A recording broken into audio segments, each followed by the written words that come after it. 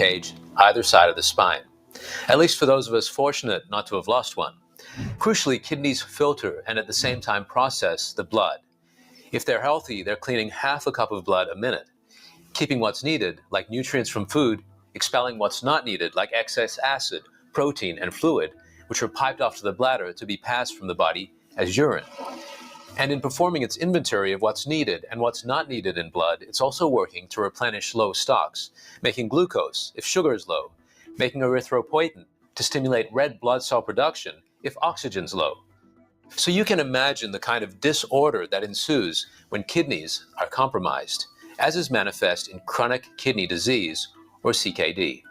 Today, best-selling author of The Diabetes Code, Dr. Jason Fung gives a kidney health specialist's breakdown of CKD, including how kidneys change with this disease, how it's diagnosed, its major causes, high-risk foods for CKD, and how the condition's treated. And specifically, on the treatment side, we highlight a traditional Chinese medicine formula for CKD that could well be a barrier to kidney damage. Welcome to Vital Signs, where we learn how to get healthy from all angles, from the biochemical and nutritional to the things we do that nourish our minds and our souls. I'm Brendan Fallon. Dr. Fung, a pleasure to have you join us on Vital Signs again. Thank you. Thank you for having me. To set the scene for our conversation, Dr. Fung, I'll take it back to my childhood and to my friend whose mother was obviously, from her appearance, the way she moved, unhealthy, and she would disappear off into her bedroom for 3 to 4 hours at a time and be hooked up to this machine, which I later learned through my mother, who was a nurse, that she was having kidney dialysis. Understanding that this is the severe end of the spectrum of kidney failure, of kidney disease, I'm delighted to have you on today to talk about what can be done in the stages before that to reduce kidney damage and even improve health in the contexts of chronic kidney disease. What is the starting point to this condition? Yeah, so in terms of kidney disease, there's a lot of things that can cause kidney disease.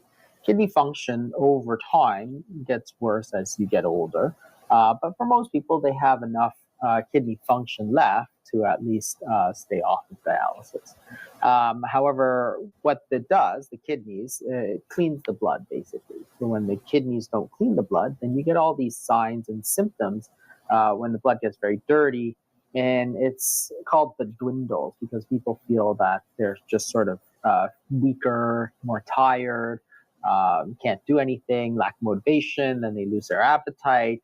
And it's very non-specific. There's lots of things that can cause that. However, this is the only signs we often have of chronic kidney disease, which is why it's really important to sort of check your blood work, get routine testing so that you know if your kidneys are going down, because you could lose 90+% of your kidney function without even knowing it. Then every once in a while we get somebody who rolls in with chronic kidney disease and they're at the extreme already. So you want to, of course, intervene well before that, because once you get to that stage close to dialysis, you really can't do anything about it because the kidneys have been destroyed and there's nothing you can do. But if you catch it early enough, you can figure out what's causing the damage and try to sort of reduce it or slow it down, or even now potentially reverse it a little bit. And that's where it's really important to have that early detection. And also knowing what diseases commonly cause kidney disease. So if you have those diseases, then you can monitor it. So the two biggest ones by far are going to be high blood pressure and diabetes. Just earlier, you mentioned diabetes as a condition that can lead to CKD. I know that diabetes is primarily diagnosed as an excess of glucose in the blood. What beyond that in testing would lead to a diagnosis of chronic kidney disease? Well, you have to do a test. Usually they're called the creatinine. So it's a blood test. And creatinine itself is not a toxic substance, but it's excreted sort of fairly substantially by the kidneys. So when the kidneys aren't working to get rid of the creatinine in the blood goes up. So you measure it and you see this elevated blood creatinine. And that's when you know you have kidney disease. The other thing is to do a urine test, because if you start seeing large amounts of protein in the urine, then you also know that you're developing kidney disease. So a blood test and a urine test. And the idea is, again, sometimes people get protein in the urine and think, oh, well, maybe I'm eating too much protein. That's not it at all. The kidneys, what they do is they act sort of like a sieve. So if you think about when you're washing blueberries in the sink, for example, you put it in a sieve or a colander, and then the water goes through into the sink. The blueberries stay in the colander so that you can eat them. The same thing with the kidneys. So the kidneys, they basically let all the urine through, but they keep all the protein inside because you don't really want to lose that protein. That's precious stuff. So you should really have very, very little protein in the urine in a normal situation. If you start seeing blueberries in the sink, there's nothing wrong with the blueberries and there's nothing wrong with the sink. The problem is that you have a big hole in your sieve, right? That's letting those blueberries fall through. And it's the same thing with the kidney. So when you start seeing protein in the urine, it doesn't mean that you're eating too much or too little or the wrong protein. What it means is that your kidney has a big hole in it that's allowing that protein to fall through. And that's often the earliest sign that you'll have kidney disease, even before the blood tests become abnormal. Because by the time the blood tests get abnormal, you've already sustained a significant amount of damage to the function of that kidney, because the kidney is not cleaning properly. So you're already at 50, 60% damage to the kidneys by the time you see it in the blood. So that's why it's important to do the blood test and the urine test. And they're fairly routine. So when you do a typical sort of, yearly checkup, the kidney function is often included in that. Urine tests will often pick it up as well. So that's the sort of yearly sort of wellness check that a lot of people do. It's important to do that because it's on those routine screens and you'll be able to pick it up early. For blood pressure, of course, it's about monitoring your blood pressure. So these days, it's a lot easier. 20, 30 years ago, you had to go to your doctor to get your blood pressure checked. Now, of course, there's a ton of home monitors, which is a pretty good idea, but there's also monitors at a lot of pharmacies all over. You just go there, you sit down, you check your blood pressure. It's free. There's no needles. It's non-invasive. So it's really important to check your blood pressure routinely. Like, not that it's a problem, but it fluctuates all the time. So therefore, if one reading is high or normal, it doesn't mean the next reading won't be, normal or high, right? So it's important to check it. So blood work, urine tests, and blood pressure are probably the most important things, and they're easy to do. The situation you described of having these holes in the kidney, is this a consequence often of the elevated glucose in the blood? Is it basically toxicity of too much sugar that's damaging the kidney? Yeah, in the case of type 2 diabetes, or in the case of diabetes, yes. But there's lots of different things that can cause it. The most important would be high blood pressure and diabetes. Diabetes typically causes a lot of protein in the urine. High blood pressure does not. There's other diseases as well, glomerulonephritis. These are rarer diseases, polycystic kidney disease. So any of the kidney diseases can cause it, this protein in the urine. So it doesn't mean you have diabetic kidney disease. It means you have kidney disease, of which the most common would be high blood pressure and diabetes. What kind of physical symptoms might people experience? You mentioned some, like a kind of fatigue being a factor in this. What kind of signs might they see in their body that they're heading towards having a kidney disease? Yeah, so by the time you actually feel it, your kidneys are mostly gone. So that's why you can't really leave it to the symptoms. It's not like a cold where you'll get a fever or a cough and then you'll be able to pick it up sort of quickly. Kidney disease can go on for decades, really, without anybody knowing about it. And it's picked up just on a routine test. We see people, for example, they get a test for insurance or a test for, work or something like that. And then boom, it's like, whoa, there's a lot of problems here. But they didn't feel it themselves in any way.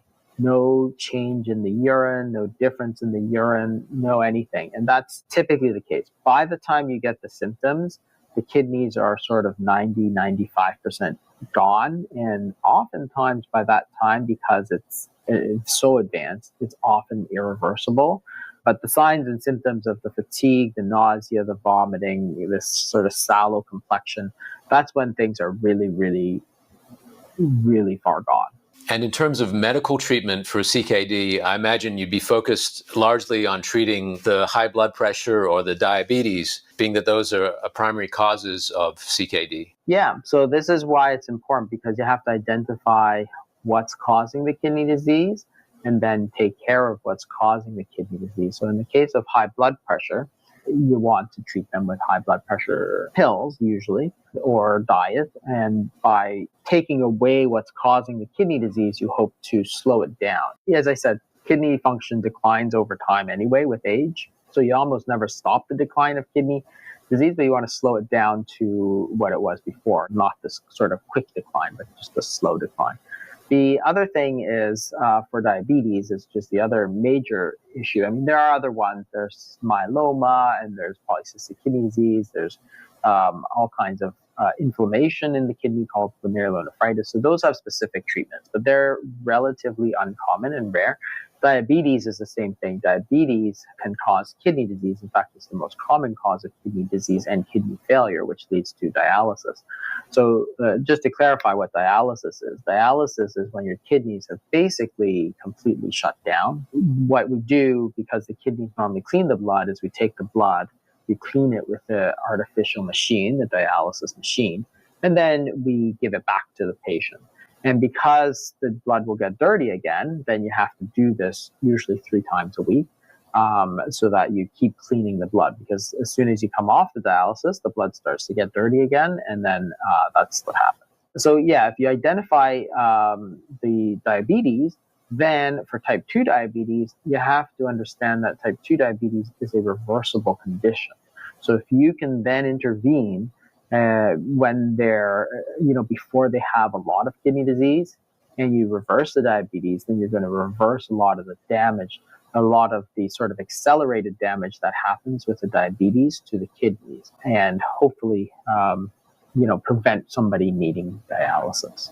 And we've talked in the past about different strategies for reversing type 2 diabetes. I'll include a link in the description below and also at the top of the comments so viewers can check that reversing type 2 diabetes video out if they'd like to. In terms of dealing with the high blood pressure cause of CKD, what kind of medical treatment is standard in that case? So there's the non-pharmacologic and the pharmacologic. So the non-pharmacologic in terms of as in not drugs, certainly doing more exercise, weight loss, those are probably the most important things. People used to talk about salt restriction in the past, but it's really not that effective. The salt restriction in terms of reducing blood pressure. For some people it is, but it's actually the minority of people that have a huge reduction in blood pressure when they eat less salt. Weight loss is quite effective, and changing the diet to low carbohydrate diets can be very effective. Some people notice that their blood pressures actually drop very significantly on that. So those are a couple of the things that you can do from a non-pharmacologic standpoint. Then from a drug standpoint, there's multiple classes of medications that have been used for decades. At least 6 or 7 different types of classes of medication that can be used for high blood pressure. And they're really quite effective. So for the most part, people can get control of their blood pressures through a combination of non-pharmacologic and pharmacologic measures. The targets have actually changed also for blood pressure in the past. So 20 years ago, the sort of consensus was that blood pressure should be 100 plus age. So this is something that was 25 years ago. So if you're 70, people would say, well, your blood pressure of 170 is okay. It's not okay at all. That's old sort of medicine. So the targets for blood pressure were 140 on the top. So blood pressure there's a top number and a bottom number, right? So it's like normal is 120 over 80. Both numbers are important. So the target for the top number is 140 and the bottom number is 90. So anything, if the top is over 140, then it should be, you need something to bring it down. If the bottom is over 90, then you need something to bring it down. So it's either or.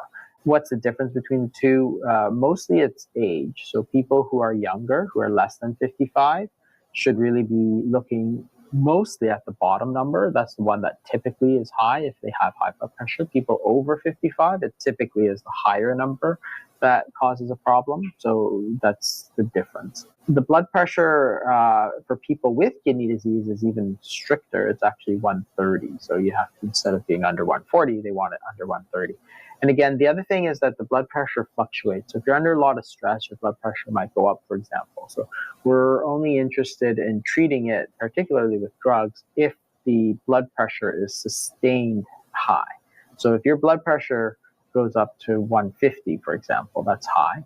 But then because it was due to whatever stress you had, and then the next day it's 120, you don't need to treat that.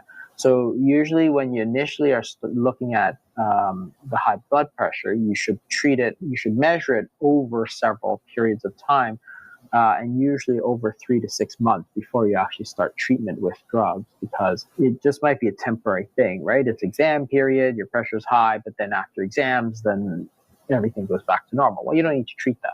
It's only if it's high all the time. That's where it's dangerous. And is there a particular medication that's favored by nephrologists, kidney health specialists like yourself in treating the high blood pressure? There's a couple of classes of medication.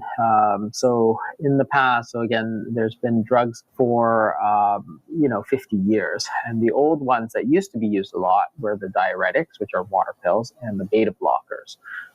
Because of side effects, that is, they can cause other side effects, most people in the last 20, 30 years have switched over to two classes in particular. One is the ACE inhibitors, which is things like ramipril or perindopril, lisinopril, or this other class called the calcium channel blockers, and those are drugs like amlodipine or Norvasc, for example. So they tend to they're once a day medications compared to some of the older ones, which are twice a day sometimes. And also they tend to have less side effects than the older drugs. So most people use, those drugs right now. So that's an overview of what's available on the pharmaceutical side for dealing with CKD. I guess more on the natural medicine side, shortly we'll speak to a nephrologist from Taiwan who's the lead researcher of a traditional Chinese medicine formula for CKD called Ifutan. Are you aware of this research on this particular formula, Dr. Feng? Yeah, the evidence in terms of traditional Chinese medicine there's not a lot of strong evidence. Certainly there's a lot of anecdotes. So people who have used it, there's lots of stories of benefit, and I'm certainly not against any of that. So I think it's worth a try for sure. But for the most part, I do have a lot of patients who have used traditional Chinese medicine, because I have actually a lot of Chinese patients in my practice. The majority of them still require drugs or other things to control their blood pressures, particularly as they get older. It tends to be much more common as you get older, the high blood pressure. So it may be enough at the beginning, but often you may need typical medications at the end too. But they're complementary. There's nothing wrong with using them for the most part. I mean, obviously, you have to know who you're getting it from and so on. But yeah, absolutely. I think that you can certainly use them, but many times it's not enough. Up ahead, the lead researcher of a herbal extract treatment for CKD, based in traditional Chinese medicine, Dr. Guocheng Lu, shares his team's findings. But first, here's a peek at my interview with Dr. Roger Schwelt, revealing how sunlight helps stave off coronavirus and even the common flu. We spend, at least in the United States, 93% of our lives inside, where we have LED bulbs that give off no infrared light at all. We have windows that on purpose block infrared light coming in. That we are certainly to one extreme of the scale. And so the question is what should we do to counteract this without getting the negative effects of too much sunlight and not enough protection on our skin? Afterward, find the link to that video at the top of the comments and also in the description below. And you can subscribe for full access to our ever-expanding insights on fine-tuning your health just by hitting the big red button below. Now we're joined by Dr. Guocheng Lu, a nephrologist from Taiwan with 30 years experience in clinical practice and in nephrological research. He's been researching this traditional Chinese medicine treatment formula for CKD, Ifutan. 2 studies he's been the lead researcher on, one published in 2025 and one published at the end of 2024. Dr. Guocheng Lu, welcome to Vital Signs. Thank you for having me. As we know, chronic kidney disease, CKD defined by ongoing kidney damage or reduced GFR means glomerular filtration rate over 3 months. Traditional Chinese medicine, a cost-effective and widely used, is especially popular in Asian countries. Yifutong is a liquid herb brand name made from 5 herbs, specifically formulated for CKD. The study evaluated the clinical efforts of the Yifutong in CKD treatment. The study explored how Yifutong could help people with moderate to severe CKD. In one study, 75 patients with stage 3 to stage 5 CKD aged 20 to 80 took Yifutong alongside their usual medications for 6 months. The results show significant improvement in kidney functions, especially in early stage patients with no serious side effects. A second study with a different group and the time frame found similar positive results. Both studies suggest Yifutong could be a safe, effective addition to standard CKD treatment. And I understand with both these studies, the 2024 one and the 2025 published one, significant results were observed. What were the main effects of this treatment that were seen through these studies? Our studies show that the Yifutong significantly improved kidney function in CKD patients. After 6 months, EGFR means renal functions. EGFR level with major increase from 22 to 29 in CKD stage 4. One term you've used there is EGFR, the estimated glomerular filtration rate. Could you explain a little bit about what that is? It means how many percent of renal function when compared to the young adult, such as if your EGFR around 60 means your renal function roughly equal to 60% renal function of the young adult. If your EGFR is 20, it means your renal functions roughly equal to 20% of the young adult normal renal function. For these studies, you had patients at stages 3, 4, and 5 of CKD. What is the corresponding EGFR for those different stages of CKD? In CKD, stage 5 means the EGFR less than 15, and the stage 4 means EGFR from 15 to 30. Stage 3 means EGFR from 30 to 60. Right. And I imagine if you're at stage 4, if you have, or stage 5, you have such low EGFR, you might be needing dialysis or you might be close to needing dialysis. Yeah. Could you say a little bit about what kind of results were seen in patients' EGFR when they were taking this treatment? Because these two studies have similar results. We found in stage 3B means moderate CKD patients, the patient treated with Yifutong, the EGFR increased from 37 to 50 in stage 3B patients. However, in stage 4, just increase from 22 to 29. So this reflects we should use the Yifutong in patients in early CKD. So the early, the better. The early use, the better. I understand. Preventative, the earlier they receive the treatment, the better the effect. Would someone in stage 3 CKD, if their EFGR goes from 30 something to 50, would they feel it? Would it make a difference for their health? Would they know the difference? In stage CKD 3B patients, when using the Yifutong, most of them will improve renal function. However, in stage 3 patients without Yifutong, during the 6 months follow-up, the renal function keep the similar level over the 6 months follow-up. Even in advanced stage 5 patients, though severely affected, so EGFR rise from 8 to 13, which could delay the need for dialysis and improve daily life. We also observe lower creatinine, better blood pressure, and improved blood glucose and cholesterol. In this study, I noted that there was a significant drop, a 1% drop in the HbA1c, the hemoglobin level in the blood of patients with stage 4 CKD who had taken the treatment for 3 months. Would you like to highlight that result in the research? Yes, we find a small group of patients show reduction of hemoglobin A1c. I think it's just reflect the beneficial effect of Yifutong through the anti-inflammation and the antioxidative stress. So we find the decreased hemoglobin A1C levels just in stage 4 patients because this two study is such a small number of the patient group. So we need a large patient group to further investigate, especially on double blind, because these two studies are retrospective clinical cohort finding. So ahead, you're looking to do a double-blind, placebo-controlled study. This is where you have two groups. One group receives the treatment, one group receives a placebo, but neither know whether they've had the treatment or the placebo. Yeah.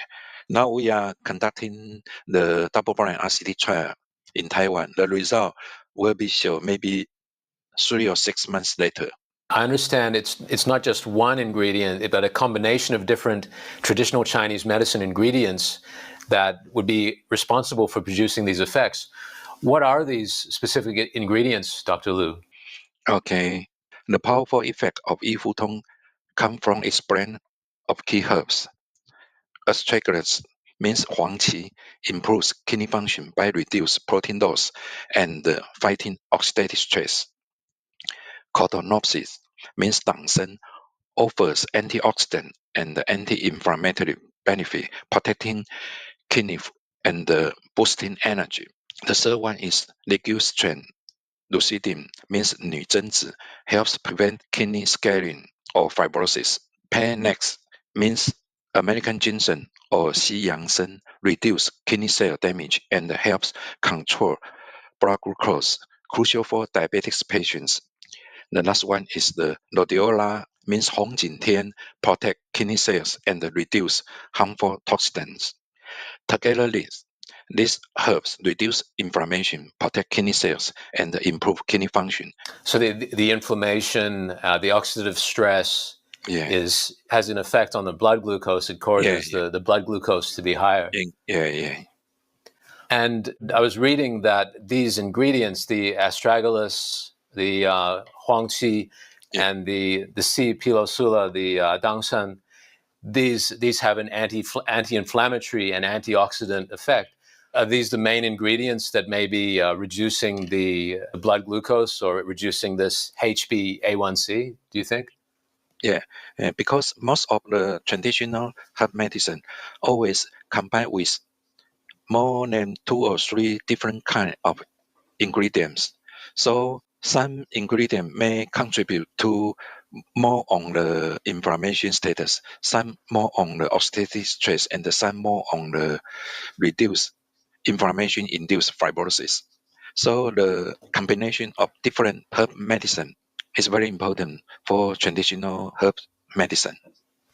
It's very interesting that I've heard from other doctors that the problem is with many studies in the past, they just studied one ingredient in traditional Chinese medicine.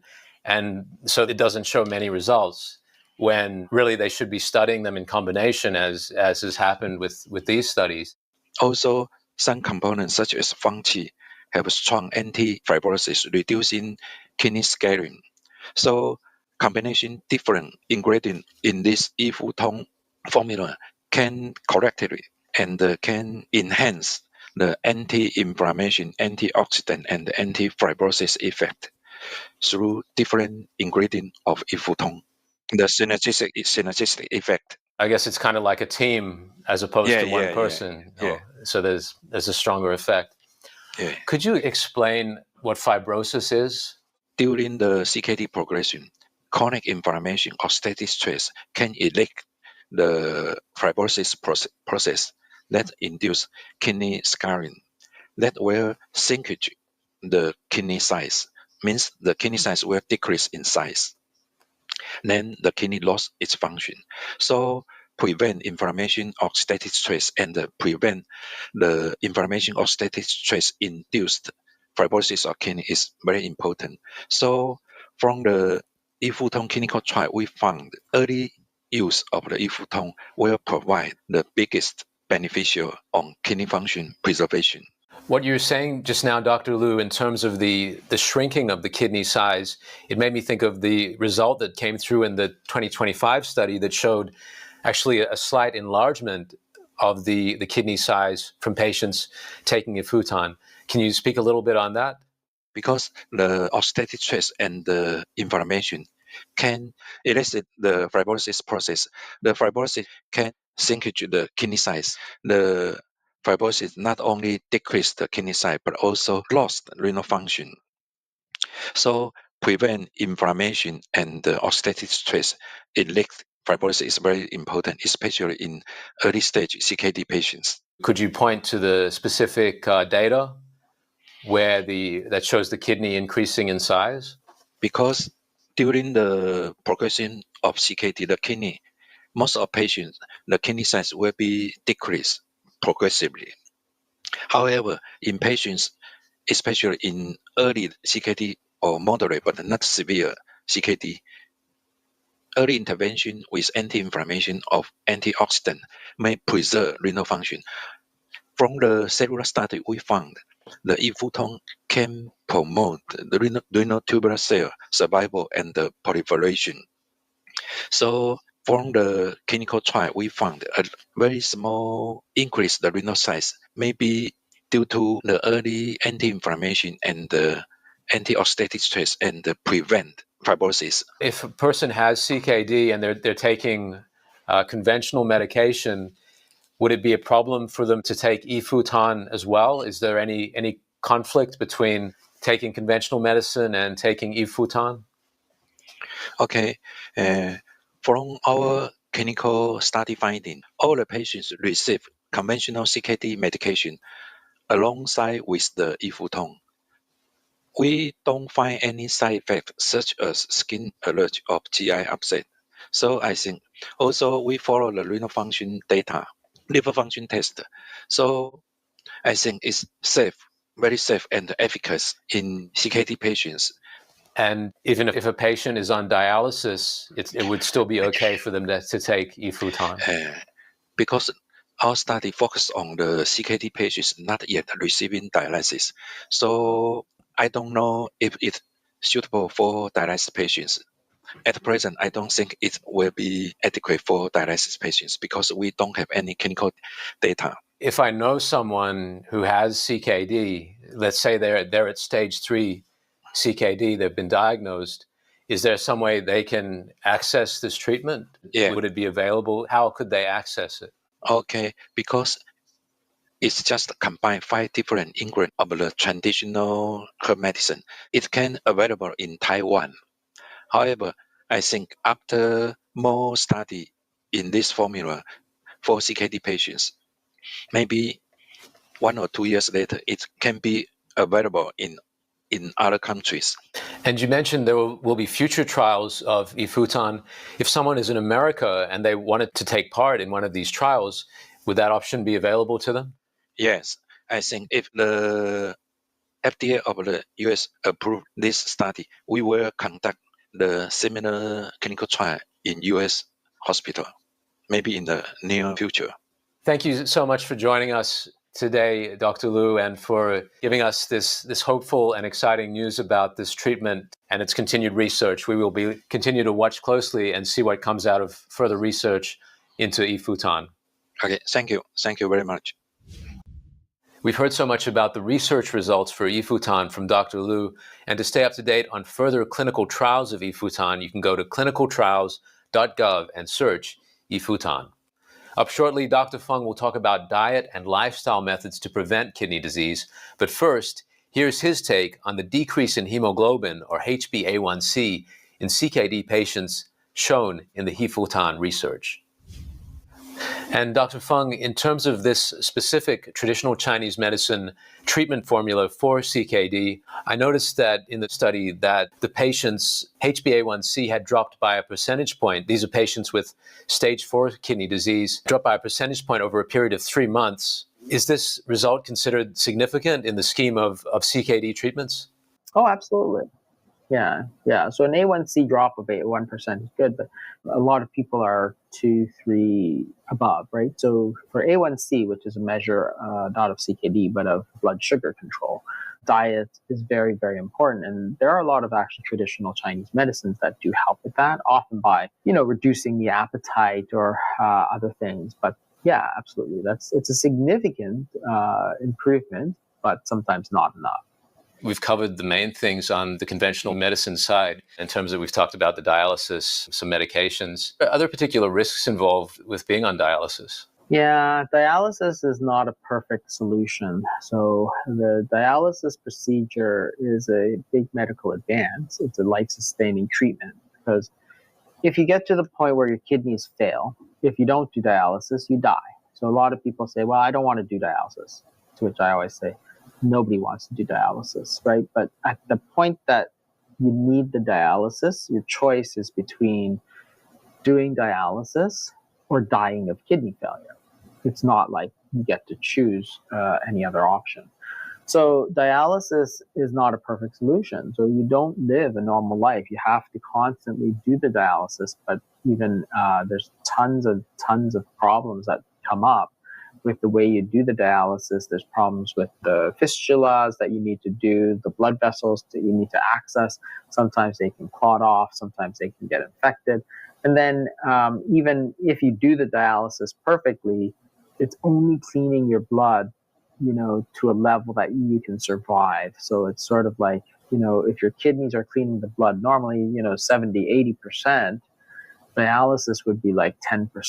So yes, you're not going to die, but it's not normal, not even close to normal. So the dialysis itself, if you look at overall survival on dialysis, it's quite short. On average, this is sort of all patients considered. It's about 4 years. So that means about 1/4 of people are dying every year just from being on dialysis. And of course, the disease that led them to it. So if you have diabetes, if you have high blood pressure, you're not only going to have just kidney disease, but oftentimes you'll have heart disease or something else too.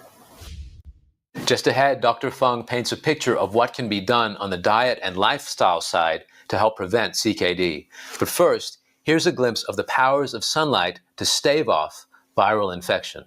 About 100 years ago, especially in Switzerland, Austria, there were something called tuberculosis sanatoriums where they would take people up to very high altitude, and they noticed that people got better really quickly.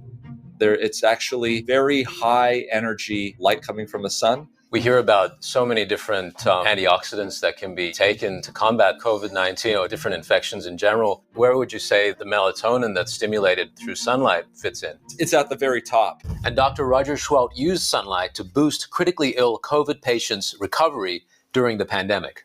Afterward, find the link to that video at the top of the comments and also in this video's description below. And to get notice of new Vital Signs videos, follow me at Vital Signs Brendan on Instagram and Facebook, and at C Vital Signs on X. Knowing that diet and lifestyle are really central to your focus for managing patients' kidney health, can you give an overview of what can be done on the diet and lifestyle side for managing and preventing chronic kidney disease? So there's two things. One is in terms of the chronic kidney disease itself. Can anything sort of dietary wise improve that? That's there's one, you can look at what's the underlying cause, so high blood pressure, diabetes, and diet's going to make a huge difference for particularly diabetes. And we've discussed before about how it's a reversible disease.